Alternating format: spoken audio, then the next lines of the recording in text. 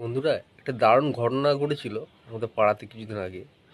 তো সেইটা নিয়ে ভাবি তোমাদের সাথে একটু শেয়ার করি। ঘটনাটা হলো এই, গণেশ যে কোম্পানি, না গণেশ কোম্পানির যে আটা ময়দা সুজি পাওয়া যায় তোমরা জানো। তো আমাদের পাড়ায় একটা ছেলে আছে, তার নামও গণেশ। এবার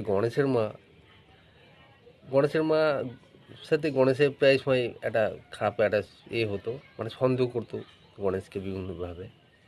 এবারে হয়েছে কি, গণেশের যে মানে কি যে সেলসম্যানটা ছিল না, সে এখন পাশ দিয়ে যাচ্ছিল। তা গণেশের মা এখন হঠাৎ জিজ্ঞাসা করলো যে কী ব্যাপার, আহ, কে, তুমি কি করো? সে তখন এই কথাটা বললো যে আমি গণেশের আটা ময়দা এই সবগুলো দোকানে দোকানে বিক্রি করি।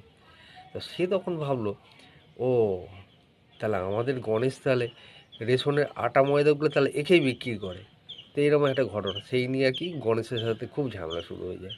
তো এরকম একটা ঘটনা আমি দেখেছি, তাই তোমাদের সাথে শেয়ার করলাম। ঘটনাটা কেমন লাগলো কমেন্ট অবশ্যই জানিও। ধন্যবাদ।